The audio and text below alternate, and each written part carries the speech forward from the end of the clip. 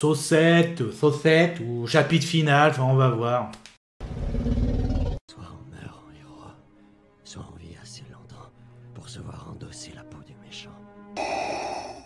Pour ce genre de choses, il existe des hommes comme moi. Il t'arrive de saigner. Vous pouvez respirer, vous pouvez cligner des yeux, vous pouvez pleurer. Ah, m'a ramené le conduit celle-là. Maintenant que j'ai votre attention, Accroche-toi, petit. Salut à tous, c'est Fab et des Garmat sur ma chaîne et on continue d'avancer sur la franchise Saw et on arrive au 7e volet qui était au début annoncé comme le chapitre final, mais on sait, bien sûr, le 10 est sorti en cette année 2023 et là on continue le jeudi à se faire la petite franchise. Qu'est-ce qu'on en a pensé donc justement là, voilà, il est annoncé comme le chapitre final, enfin il avait été annoncé, on sait que c'est le 7e film. Bon, enfin bref, du coup là c'est full spoiler, donc du coup le synopsis, puis après qu'est-ce que j'ai retenu notamment de ce film. Du coup là, le dernier volet, enfin le 7e volet, au moins pour sûr, pour pas embrouiller les gens, c'était vraiment l'héritage de notre tueur au puzzle, que ça allait se jouer entre Hoffman et sa femme. Donc même si sa femme a piégé Hoffman au dernier moment, donc je parlais de la femme de John Kramer, et donc là forcément chacun allait, mais qui allait hériter justement du tueur au puzzle, on allait voir ce duel, et en même temps il fallait avoir forcément quelqu'un aussi qui fasse un jeu, parce que concrètement moi ce que je trouvais le plus intéressant c'était le duel entre Hoffman et la femme de John, et d'ailleurs je trouve que c'est le meilleur de Hoffman, et aux opus précédents Hoffman était vraiment, c'était lui qui prenait la suite, mais il manquait quelque chose, et que là Hoffman là dans ce dernier chapitre c'est pas vraiment un tueur, enfin si, c'est pas vraiment le tueur au puzzle, enfin l'héritier, c'est un tueur tout court, là, il est machiavélique, son plan est vraiment très très bon aussi, il est, comment il a su maîtriser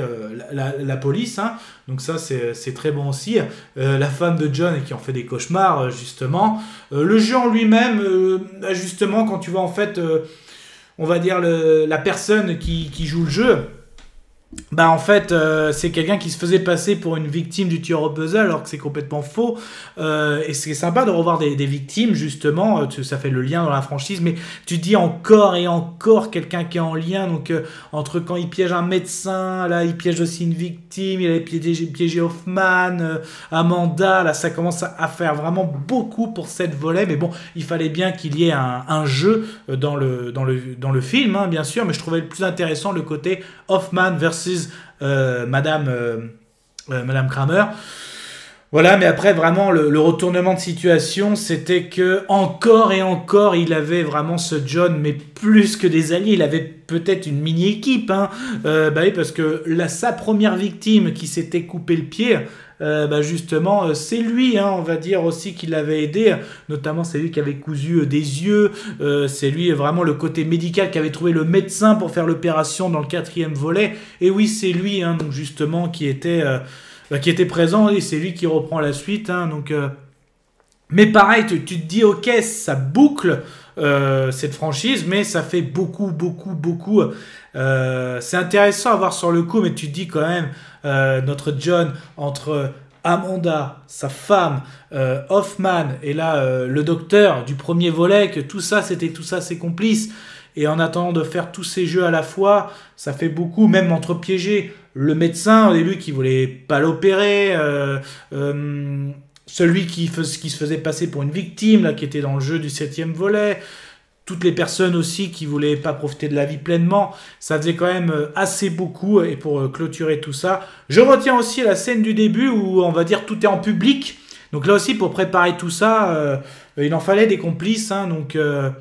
entre on va dire les deux en plus personnes qui en gros qui chacun avait leur copine, et la copine j'ai double jeu, donc là ça aussi je retiens ça, le carnage aussi dans la casse, justement, qui était bien mené par Hoffman pour détourner et contrôler la police, donc voilà, je retiens tout ça pour un chapitre final, mais c'était bon en fait quand tu vois le film, c'était vendu surtout aussi pour nous vendre du son en 3D, c'était clairement ça, donc mais ça faisait quand même beaucoup, alors certes ça clôturait une franchise, mais ça faisait quand même beaucoup de complices, beaucoup d'histoires en lien. C'est bon, mais tu te dis ça fait quand même un peu beaucoup, un peu surchargé. peut-être pas indigeste, quoique pour du saut. Bah si, en gros, on est complètement dedans. Bon voilà, bon, c'était pour donner mon avis sur ce chapitre final, enfin le 7e volet, puis ils en ont fait 3 autres après. Donc je rappelle que le 10 se passe entre le 1 et le 2, donc on peut considérer. Et donc après, on va parler justement de Jigsaw, voire même du 9e volet. Jeudi prochain, Kenavo. Je vous souhaite une agréable soirée. Désolé pour le bordel. Au revoir.